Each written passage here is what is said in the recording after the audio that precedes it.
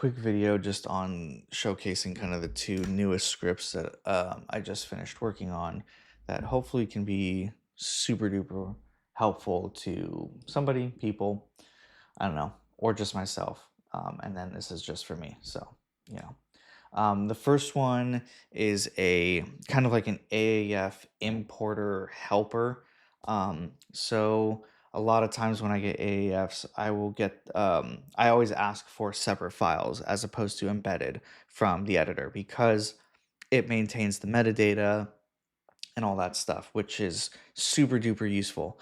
The downside to getting a separate files AAF is sometimes you have to relink the files, and it can kind of be a pain in the butt to go through and do that. So I wrote a script that kind of goes through and helps that. So first, what I'm going to do is I'm going to show kind of the steps that you have to take without this script. To get everything working, and then I'll show you kind of I'll run the script to show you kind of how fast it goes through. So I'm going to import, I'm just going to drag and drop an AAF into my Pro Tools session. And then this is typically what it gives me. So I don't need the video file. I need all the audio files. Usually I don't want to import clip gain or really any of this stuff from the editor. I want it to be, you know, I want to be able to put all that stuff in. And then everything else is cool. The only other thing I typically do is I'll make the change the time code mapping options to map start time code to 0. I work with a bunch of different editors, and some editors give it to me at 1 hour, some give it to me at 0. It's kind of all over the place. And so for me, for my workflow, it's just easier for me to start everything at 0. So it's nice to have that. So that's part of what the script does as well. And then force to session, um, track data to import. I have a preset. This is all the info that I want, and then I basically hit OK. So this is all manually what I would do. And then cool, now I have to relink it. So I have to manually relink. Okay, it opens this window up. I have my preset. I just like having my window like this on the right side of the screen. It's call me OCD, call me crazy. It's exactly what it is. And then I need to navigate now to where that file is. So this is the client that I'm working on right now. I need to find links. I typically change like these options. It seems to relink better and faster for me with the output process that I get from the editor. So I do that, I hit OK. Now I'm waiting here with the task manager. It finds and relinks everything. And then you can see all the links are populated here. Cool. So that looks good. And now I have to go, I commit. Yes, I want to commit.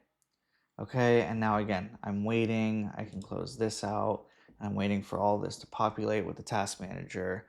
And then once that's done, cool. Now I can get started. Well, and sure, that's all simple and easy. And it's not a huge deal. But what if I could do that with a keyboard shortcut? So I'm going to do the same thing. I'm going to drag and drop my AAF into my session. Now, all I'm going to do is press my keyboard shortcut, which is Power Claw A, which is Command Option Control and A. And it's going to do everything that I just did manually um, automatically. So here we go. So it's going to select all the options that I want. It's going to bypass all this, select the manual.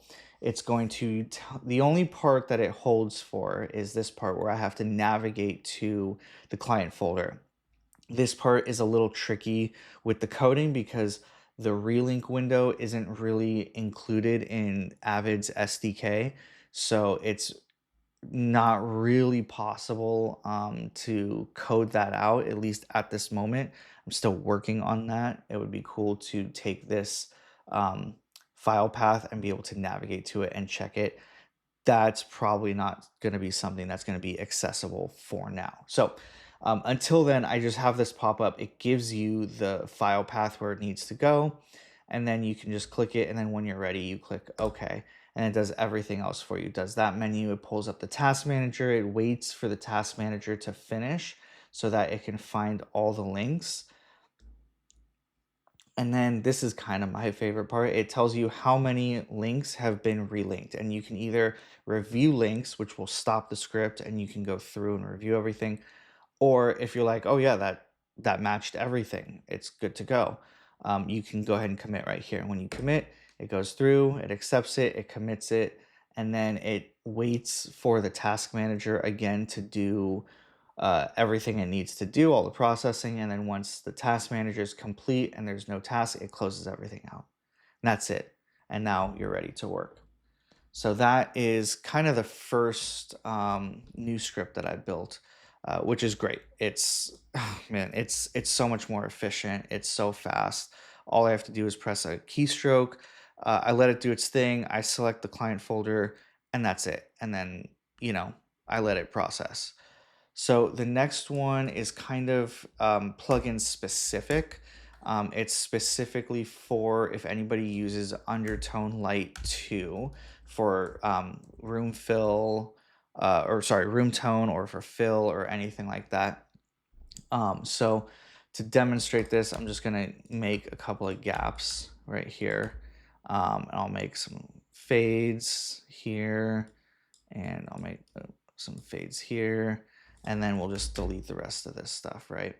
So we've got a couple of gaps. So let's just say this is like a boom track, and we went through and kind of edited some stuff up, and we need to fill all of these gaps now with some room tone.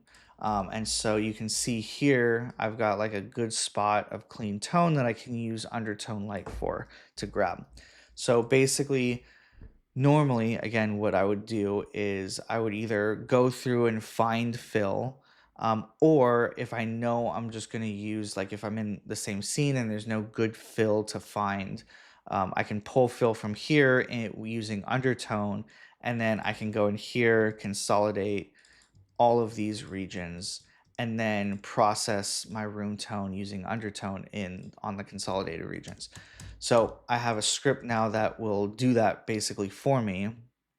So if I select everything that I want it to run on, I'll run the command, and basically what it'll do is it will it will freeze because Pro Tools likes to do that.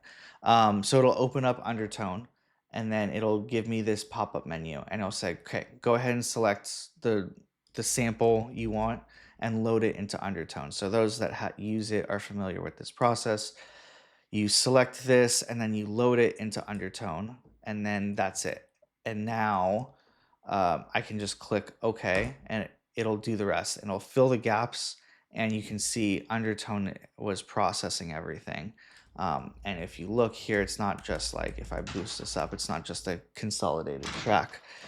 So it went through and did all of the room tone fill for me. So now all I technically have to do is I can just go through and fade it, and that's it.